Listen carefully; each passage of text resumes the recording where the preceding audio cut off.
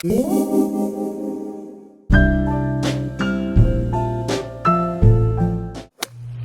off with foundation, I'm going to use my Sephora's Best Skin Ever in the shade 50N. I love this foundation because it's very lightweight, but gives such a beautiful finish, a beautiful natural finish. I think it's perfect for the springtime, and you can build. So right now I'm just really looking for a nice even finish, and so I don't need a really high coverage right now. I can use my concealer to cover up any blemishes or dark marks. So yeah, I just really like this foundation. It just blends right on in. It looks so natural. Looks like I'm not even wearing anything really. Okay, let's move on to concealer. So I'm going in with my Fenty Beauty Concealer in the shade 360. And I'm just gonna focus on adding some brightness to my skin. So I'm going right underneath my eyes, bridge of my nose, and I'm even going to do my smile lines. Okay, so this year I turned 30, and I am starting to see what 30-year-old skin looks like.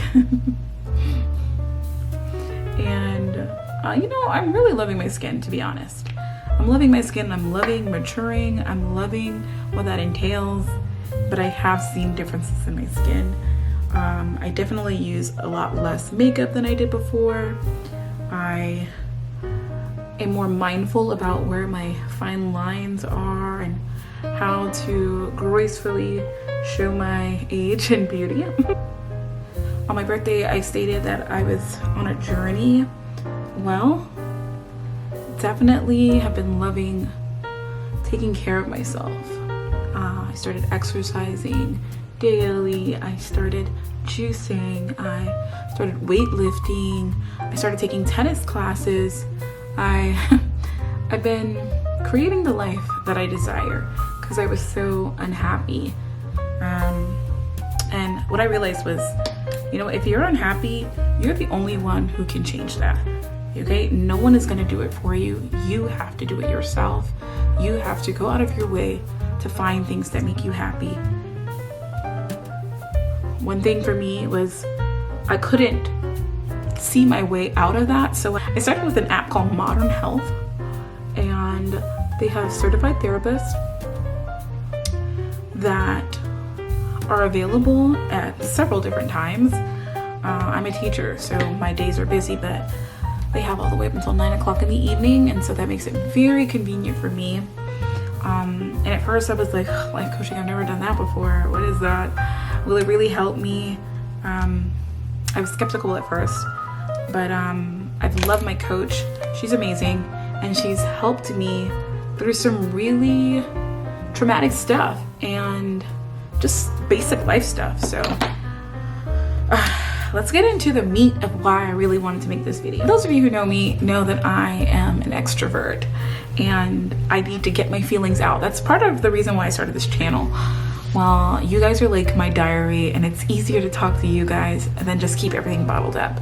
So about a year ago, I started feeling really severe pains in my uterus, and after having a really heavy menstrual cycle, I went to the gyno, and turns out I had uterine polyps. And uterine polyps are just growths that grow inside your uterus just for no reason at all. Sometimes it's due to an imbalance of hormones, but and other times it's just no reason for them.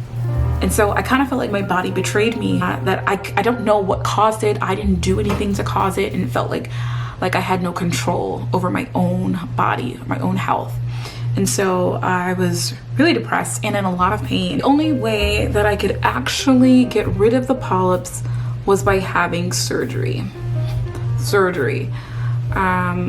I was not happy about this, but guess what? You know, you gotta do what you gotta do. So I ended up having the surgery last year, September, and they removed the polyps. 20 minutes, bing, bang, boom, I was out, and they got them out, and I haven't had a polyp since. But it also happened to be the start of a boatload of pain. So the surgery itself was fine. I recovered within 2 days. Then my surgeon said that they found abnormal cells in my uterus. Now, at the time, I didn't know what that meant. I just felt betrayed by my body, and I just wanted to stop whatever it was. So immediately I trusted my doctor and went on progesterone pills. The progesterone pills are a hormone. Our body actually makes this hormone, but these were synthetic man-made hormones that had horrible side effects. Okay, horrible side effects. And so after being on them for about 3 months, I said enough is enough. I cannot take this anymore. I was feeling very emotional, highs and lows, a lot of weight gain, a lot of acne, a lot of just feeling miserable, and I couldn't take it anymore. So I said no more, and I got off of that. So then my surgeon decided that the next best thing would be the IUD or the Mirena.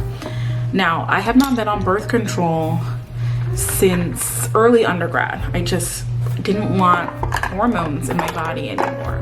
I was very clear that I didn't want to be on any type of hormones, but my doctor said this was best for me and we needed to treat the abnormal cells. So I went and inserted the Mirena.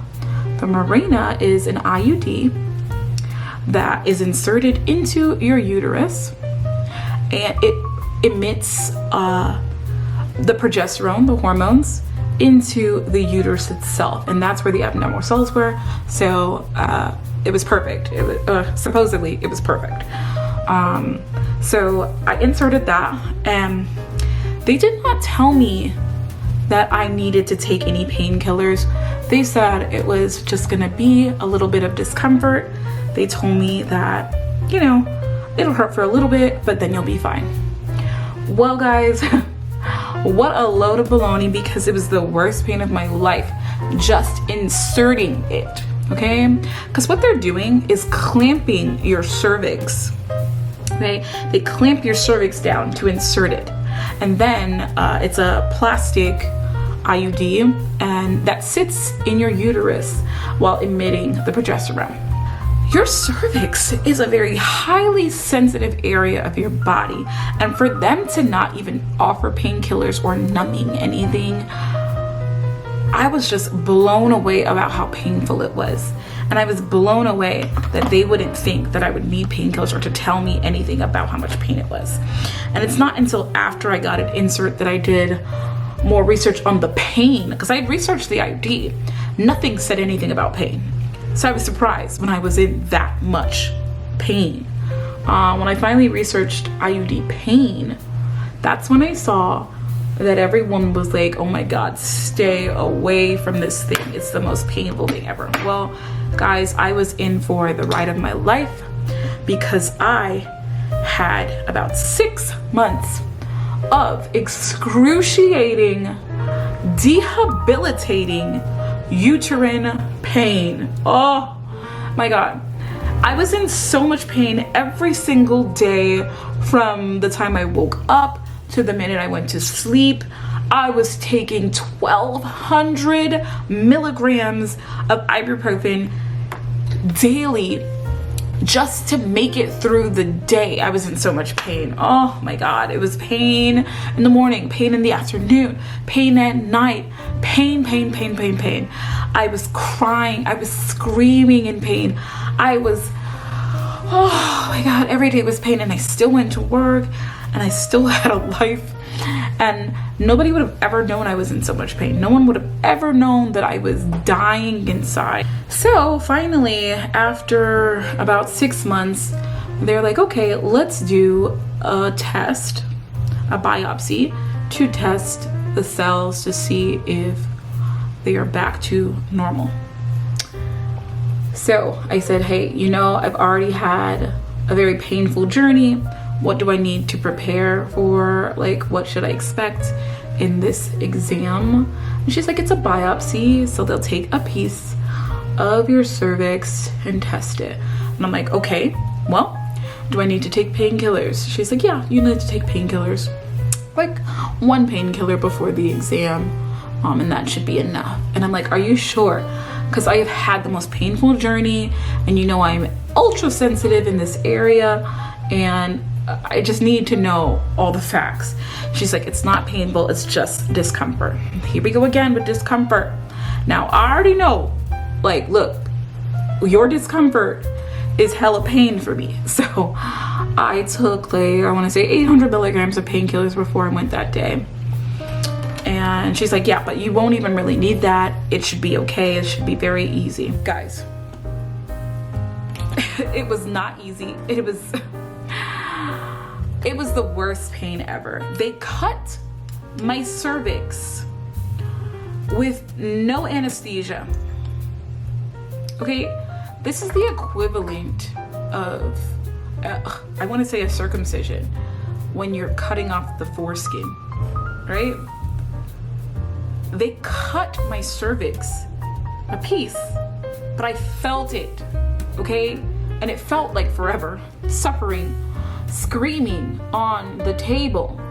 I screamed on the table. The nurse had to hold my hand as I screamed. I couldn't breathe. I could not exist in the amount of pain that I felt. No anesthesia, no painkillers, no nothing but pain. I was not happy. I was not happy. And at that point, I said, no more, take this thing out of me. I want it gone. Take it out. About a month later, I had it removed. And that was it. In the meantime, I had developed a cyst. And the cyst was extremely painful. And they said there's nothing they could do about it. It would go away in time. It was the introduction of all these hormones into my system that caused the cyst. So, all due to some abnormal cells, right? Thankfully, some months later, they said there were no abnormal cells, which when I talked to several other lady friends of mine, they all said abnormal cells are normal. It's usually just something that happens in the ultrasound and it's never anything serious. So I essentially went through all that pain, in my opinion, for no reason, because nothing was ever wrong with me. Needless to say, all of that whole experience came with a lot of mistrust for doctors in general, more so the gynecologists. And I did have white female doctors, but I honestly, that wasn't even a thing for me. Race never came into the equation for me until they started saying like, we don't know what's wrong, but almost questioning. They don't know what's wrong, but not listening to my concerns. Just as a woman, this is my body and you weren't listening. When she tried to convince me that eating popcorn was the reason for my pain, and that if I just get off of popcorn for a couple weeks, let's see what happens if I get off of popcorn for a few weeks. That's when I knew it was like, okay, it's time to leave because you're not listening. And what's worse, you're condescending me. You know, do you not think I am bright enough to know the difference between uterine pain, something that I've been experiencing since I've got my cycle at 16, to stomach pain, or to pain that you would get caused from gastroenterology? It was wild and painful, and what's worse is I suffered through it for so long. At this point, I'm at the point where I don't trust doctors, and I felt very alone. I felt very disheartened, and I was still in a lot of uterine pain. So I did the surveys. That's all I could think to do. I did the surveys of my treatment at these hospitals, and obviously I'm not going to name names or the company, but I sent surveys in. I feel like I needed to do more. And just letting women know, like, look, this thing is painful, and whoever said like this was okay was wrong.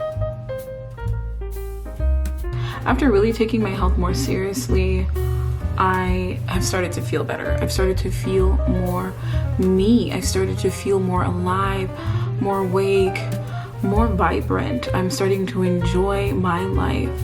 I'm starting to create the life that I desire. You know, I used to tell my life coach, like, hey, I feel unfulfilled. I feel bored. I feel like I'm just wasting away. Like, I feel, you know, like I could be doing so much more. And she's like, well, you gotta make a plan and start doing it. I would tell her that I would feel so bored or drained when I come home from work. And then she's like, okay, well, what do you do when you come home from work? And I'm like, well, I come home and I'm so tired, so I just like lay down in front of the TV for hours until I fall asleep. And she's like, well, no wonder you feel bored, because that's what you are doing. You aren't doing anything to create fun things in your life. You're laying down and watching TV until you fall asleep. Well, no wonder you feel bored. If you want to not feel bored, you have to go and do things that are fun for you. And I mean, it's stuff like that. It's so small, but these small little details can have such an effect on your life, and only you can do these things. Another huge thing for me was like traveling. So like, hey, I know that I love to travel, yet I hadn't gone on any trips. I hadn't planned any trips. I hadn't even planned on like a little weekend getaway or anything. It's like, come on, if this is what you love to do, let's do it. Let's plan it. Let's go and do it. And so I've always wanted to go to Paris. So for my 30th birthday, I decided, you know what? I'm doing it this year. So I booked my Parisian getaway for this summer. I'm so excited. This has been a dream of mine to go to Paris since I was like 13 years old. I can live the life that I dream of. It is possible. You know, I definitely had to save for it. I'm not balling where I can just drop everything and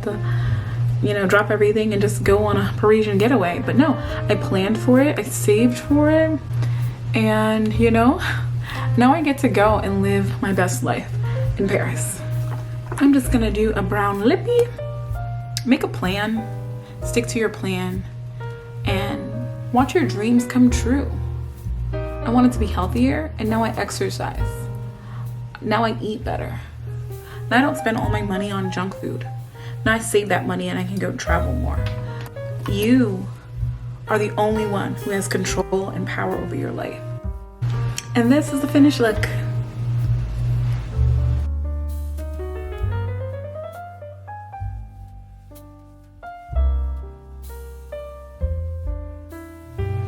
So thank you guys so much for watching. I hope this video was empowering for you. I hope that my story shed some light on a very prominent issue in the female community. You are not alone. I am here with you, and if you ever need to talk, please feel free to message me, DM me, follow me on Instagram, and make sure you like, subscribe, and share this video, and I will see you in the next one.